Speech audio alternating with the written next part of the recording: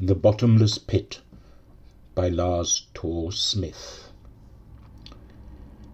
The fifth angel sounded his trumpet, and I saw a star that had fallen from the sky to the earth. The star was given the key to the shaft of the abyss.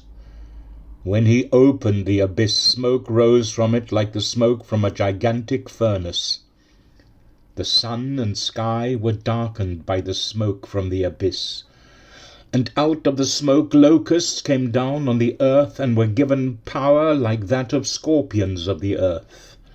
They were told not to harm the grass of the earth, or any plant or tree, but only those people who did not have the seal of God on their foreheads.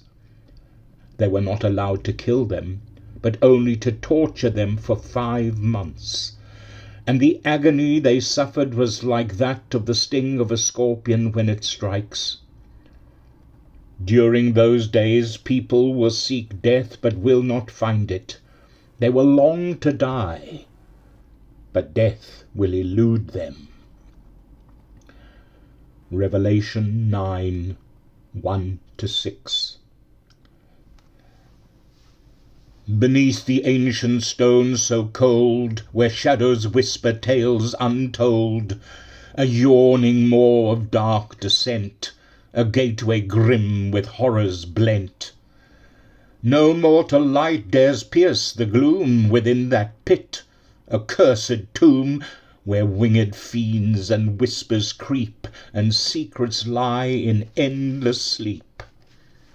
The wind it moans, the echoes wail, a haunted hymn, a ghostly tale of souls condemned to endless night in Huska's depths devoid of light.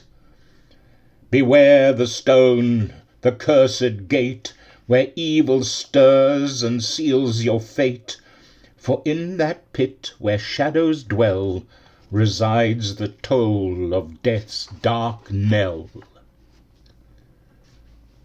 Upon a hill where no winds sing, they built a castle in a ring. Its towers turn not out but in, to guard the world from what's within. The gates are sealed from open air, no drawbridge lowers, none dare stare. For what it keeps is not a king, but something vast and flickering. The walls curve inward, dark and steep, like ancient ribs that cage the deep. Its parapets face empty halls, not fields or foes beyond the walls. Each stone was set with sacred fear, not to invite but disappear. A moat of silence, thick and wide, keeps watchful eyes locked deep inside.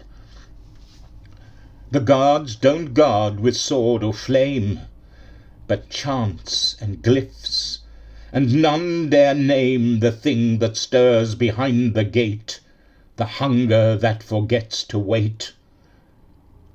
A castle reversed against the grain, to keep the world from knowing pain.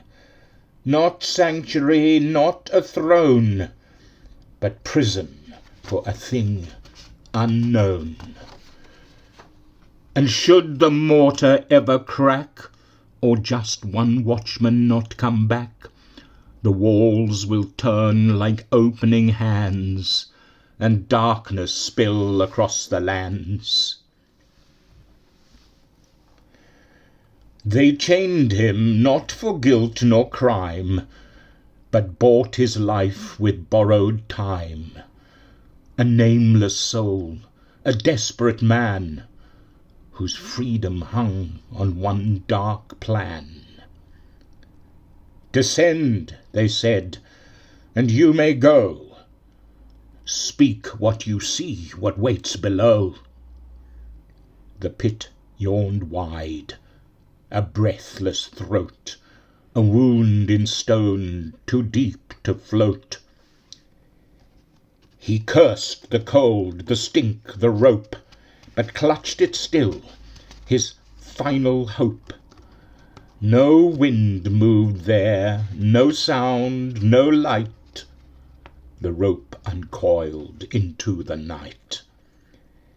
He sank like thought through silent dread, each inch a prayer, each breath half dead. The stones grew slick, the black grew loud. The watchers waited, heads all bowed. Then, screaming, sharp, and not from pain, but voices cracked through blood and brain, he shrieked of wings that brushed his face, of crawling things not formed by grace. He screamed of teeth not meant to bite, of hands that see, and eyes too white. He cried, "Pull up the rope, the rope!" and fought the void with shattered hope. They hauled him up, a frantic reel, as silence broke on groaning steel. But what emerged from out the well was not the man they'd known so well. His skin was wrinkled, cracked like clay, as if he'd aged 100 days. In every breath his hair, once black, was bleached to white, swept back and slack. His eyes were wide, both blind and bright, still staring deep into that night. He never walked, nor spoke again, but twitched at things unseen by men. He moaned in tongues no priest could name, and wept at walls and screamed at flame. They sealed the hole in holy fright, built stone on stone, and blocked the light. They took him to a distant place, where kind hands did calm his shattered face. A monastery's quiet care tried to balm and prayer 'gainst despair.